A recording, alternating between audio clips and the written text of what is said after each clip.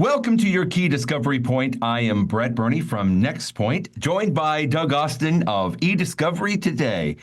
Doug, you recently reported on a case that included words that possibly have never appeared before in a case opinion.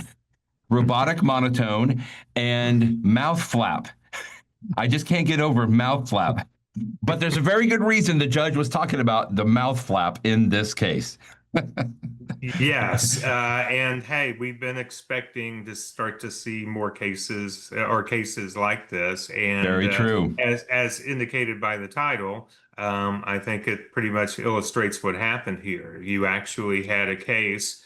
In this case, these were pro se parties who basically moved for summary judgment in their case, and they provided several documents as exhibits, which is normal.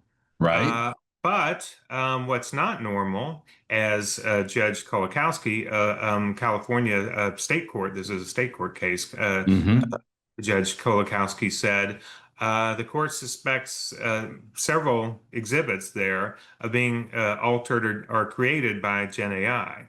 And then she goes on to talk about some of the considerations. For example, the exhibit 6A and 6C versus 36 all supposedly show the same person, but while 36 shows basically a very lively, realistic person, 6A and 6C have definitely signs of what Judge Kolakowski felt were deepfakes. And it's interesting that she provided both a screenshot of the videos as well as links to the video. I know. The link is in there. Yeah, we could go. I actually did that this morning. I went and clicked on the link. It's a Google Drive link where they have it stored. I don't know if that's where the court stored it or if that's where the plaintiff stored the file.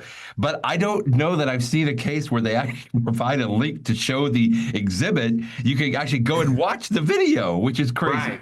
Right, which, when you watch it, it does, it's very robotic. And actually, if you scroll down a little bit, because, she provides a couple of examples. And then really what she said there, to sum up kind of the discussion, while she says, the person depicted in 6A and 6C bears a passing resemblance to the person in Exhibit 36. They're not the same person. The accent, cadence, volume, word choice, pauses, gestures, and facial expressions are vastly different. The 6A and 6C, it's very unexpressive, it's monotone, no pauses where you would normally expect them, odd words choices, and so on and so forth. And further, the mouth flap does not match the words being spoken. And if you watch the video, which you can click through, since she has the Google Drive link in the opinion, you can see it doesn't match. It's almost like those movies, where the sound is off a little bit than the mouth, and your human eye and your human brain just says, okay, something's off here. Yeah. And if that were the only thing, obviously you could say it could be one of those kind of technical difficulties, but it's just so many aspects to it really point to it being likely a deep fake. Then she also provided examples of a couple of images. I included two of them in the blog post. And one of the things that, might not be apparent right off the bat when you look at the image is that it's a black and white image with a color picture of a security guard superimposed into the image. So this is supposed to be from a Ring camera. Well, it's obviously not a Ring camera with a color, person and a black and white, everything else. And that's generally, people who have a Ring camera know when it's nighttime, everything's in black and white. Right. So, she notes that again. As a part of the contrast of the background versus the contrast of the man, and that the fact that the background's black and white and the man's in color. She also then talks about a couple of exhibits that are supposed to be Instagram and Zoom iPhone group chats. She feels like she basically ruled they were products of GenAI, or at least were materially altered. And then you didn't put the screenshots of those in there, but I think that she did include them in the act. Here's the case which is really pretty image heavy. You don't really see Right. that a lot of times in No, you case don't. opinions. But yeah, she was even talking about some of these screenshots, and they're just a little off than what at first glance I could just see where some people are like, oh yeah, well that's a chat instance Right. there. But when you start digging into it, which sometimes gets in crosses that line where you need a forensic professional or somebody that's very experienced in this, you can kind of see there's some inconsistencies here that like buttons aren't supposed to be the same. And even the judge goes into one of these where the plaintiff, I think, was trying to argue why the video was robotic monotone or something. And the judge even pushed back and said, well, that would work if you said you're using, I think it was like an iPhone 6, but the Apple Intelligence that you're claiming, got in the way wasn't available until the iPhone 15 or something along those lines. It was just, again, inconsistencies happening there. Right. Yeah. Shades of the Rossbach case of years ago, a few years ago, that where basically it was the smoking emoji, because she used an emoji that wasn't possible with her version of Yes. iOS. Right. And same thing here. So there were just a lot of considerations. So she ultimately issued a show cause order and set a hearing date. And then basically what happens is the plaintiffs don't show up at the hearing, and they Yeah. weren't supposed to be, they were supposed to be there. They weren't They were not excused. excused, right? Right. So basically, Judge Kolakowski said, "Hey, I'm issuing a terminating sanction in this case." Now, she did choose not to she did not choose not to refer the case for criminal prosecution. She Right. did an analysis on that, and she also chose not to assess monetary sanctions, which I think some could argue that that would be appropriate as a deterrent. That's what happened in the Rossbach case, but she didn't do that either. So, I think she did what was certainly appropriate here in terms of based on the finding that these were deepfake videos and images.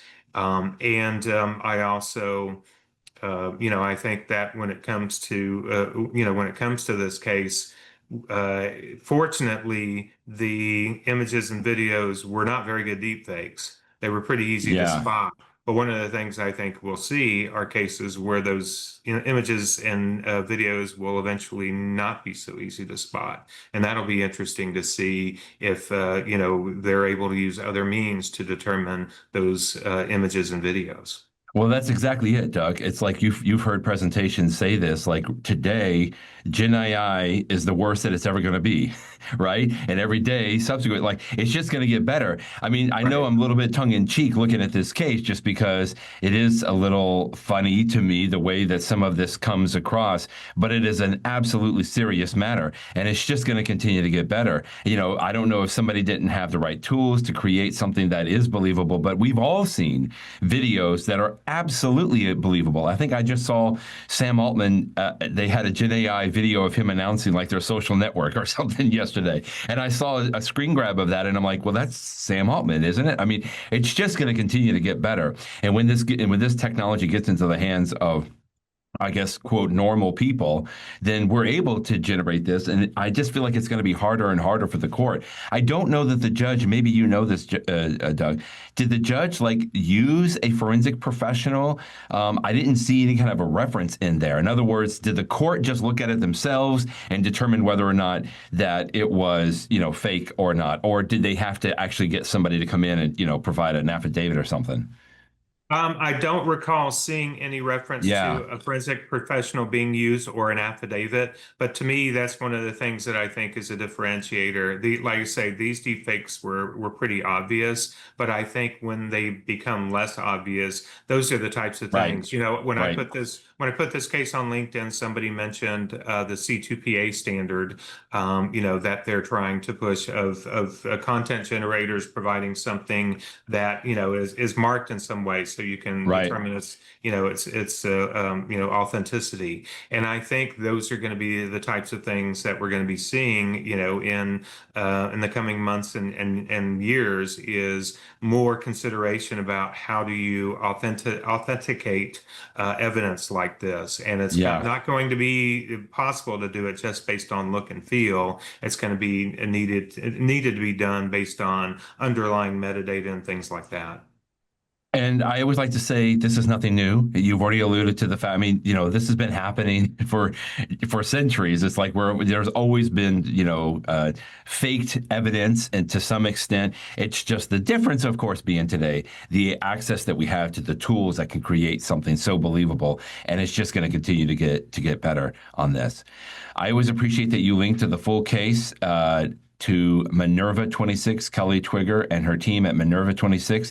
It's a great one here because, like I said, it does have a lot more images than you were able to put into your blog post. So that's really good. And then to follow up, I always like to provide another little bit of link. If you recall, a few months ago, Doug, you and I did a video on a judicial approach to handling AI-generated evidence. And we were talking about some paper or some reports from Mara Grossman and Judge Paul Grimm, both very, very highly regarded thinkers in this realm. And I know, just to show that there are folks thinking about it, and certainly with Paul Grimm, with Judge Grimm, I mean, he's been thinking about a lot of this for a long time, and so has Mara Grossman. And so I'll just put a link to that key discovery points that you can get some resources there, because I can just hear a lot of folks are thinking like, well, how are judges going to be able to handle this? It's just going to continue to get better at the technology and harder to differentiate the fakes. And I don't know if there's a good answer, but at least there's some good people that are thinking about this already.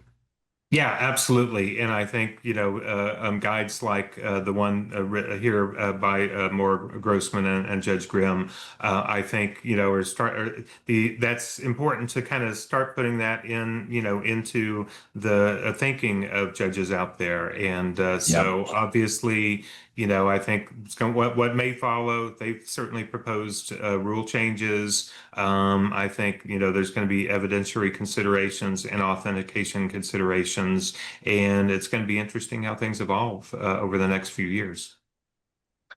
Always fun talking with you about these cases, Doug. I always look forward to you finding these great cases, and then we can discuss them a little bit. And so that means we'll talk with you next time. Thanks again. All right. Thanks, Brett. Thanks, everybody.